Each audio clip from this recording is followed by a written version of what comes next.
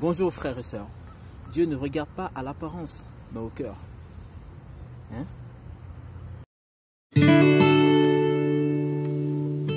Beaucoup de chrétiens, et surtout les sœurs, les sœurs, qui disent que Dieu ne regarde pas à l'apparence, mais au cœur, en s'appuyant sur ce verset.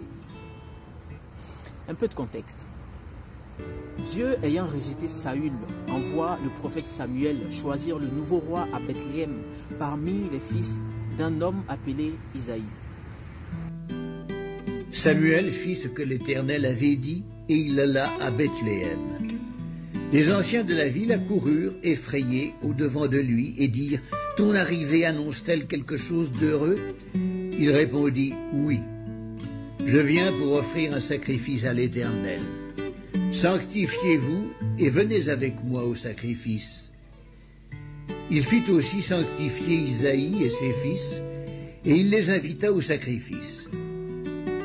Lorsqu'ils entrèrent, il se dit, en voyant Eliab, « Certainement, loin de l'Éternel est ici devant lui. » Et l'Éternel dit à Samuel, « Ne prends point garde à son apparence et à la hauteur de sa taille, car je l'ai rejeté. L'Éternel ne considère pas ce que l'homme considère. L'homme regarde à ce qui frappe les yeux, mais l'Éternel regarde au cœur. » Eliab était grand, peut-être comme Saül.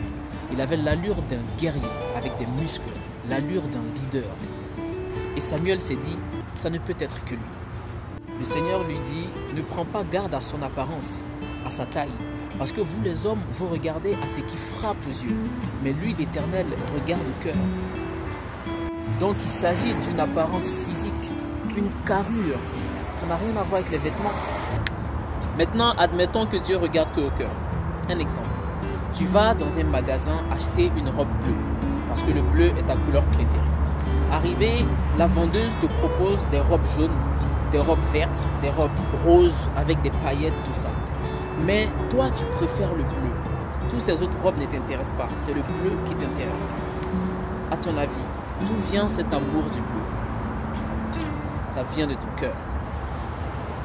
Si tu aimes les vêtements sexy, courts, plaqués, décolletés ou autres, ça vient de ton cœur. Et c'est exactement là où Dieu regarde. Si ton intérieur est pur, sanctifié, ça découlera sur l'extérieur. Mes frères et sœurs, cherchons l'excellence dans la marche chrétienne. Il est temps de passer à un autre niveau. On dira, mieux vaut avoir un cœur pur et être mal habillé que être couvert et avoir un cœur rempli de méchanceté. Mais pour nous, enfants de Dieu, il nous faut les deux. Avoir un cœur pur et un extérieur irrépréhensible. L'excellence. L'habit ne fait pas le moine, certes, mais on reconnaît le moine par ses habits.